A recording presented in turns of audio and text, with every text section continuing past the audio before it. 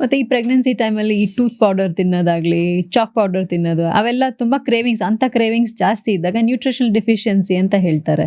ಅದು ನಿಜಾನಾ ಡಾಕ್ಟರ್? ಯಾವ್ದಾದ್ರು ನ್ಯೂಟ್ರಿಷನ್ ಪ್ರಾಬ್ಲಮ್ ಇದ್ರೇ ಹಾಗಾಗುತ್ತಾ ಅಥವಾ ನಾರ್ಮಲ್ ಆಗು ಕ್ರೇವಿಂಗ್ಸ್ ಇರುತ್ತಾ ಹಾಗೆ?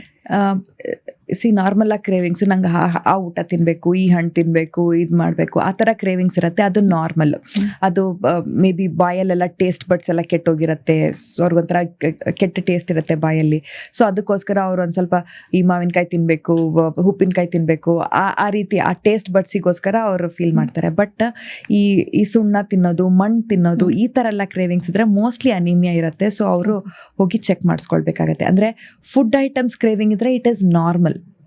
ನಾನ್ ಫುಡ್ ಐಟಮ್ಸ್ ತಿನ್ನಬೇಕು ಅನ್ಸೋದಾದ್ರೆ then probably there could be nutritional deficiency. They have to get it checked. ಅವಾಗ ಹೋಗಿ ಡಾಕ್ಟರ್ನ ಕನ್ಸಲ್ಟ್ ಮಾಡಿದ್ರೆ ಬೆಟರ್ ಅಂತ.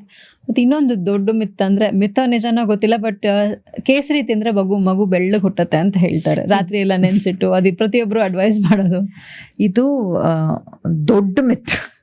That's what I want to tell. ಆಯಿತಾ, ಮಗುದು ಬಣ್ಣ ಜೆನೆಟಿಕ್ಸ್ ಅಂತ ಬರುತ್ತೆ. ಅಂದರೆ ತಂದೆ ತಾಯಿದು ಜೆನೆಟಿಕ್ಸ್ ಅದರಿಂದನೇ ಬರುತ್ತೆ ಮಗುದ ಬಣ್ಣ, ಹೊರತು ಈ ಕೇಸರಿ ತಿನ್ನೋದ್ರಿಂದ ಬರಲ್ಲ.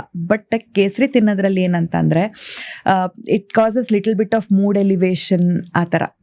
ಸೊ 1-2 ದಳ ಅಂದರೆ ಲೆಸ್ ದೆನ್ 5 grams ತಿಂದರೆ in fact it is okay. But significant ಅಮೌಂಟ್ಸಲ್ಲಿ more than 5 grams per day ಆ ಥರ ಕೇಸರಿಯನ್ನು ತಿನ್ನೋದ್ರಿಂದ ಅಬಾರ್ಷನ್ ಆಗೋ ಚಾನ್ಸಸ್ ಇರುತ್ತೆ.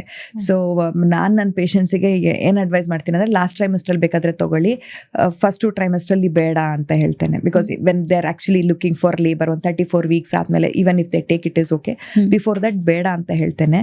Because it can cause in significant amounts, it can cause little abortifacient factors. ಅದಕ್ಕೆ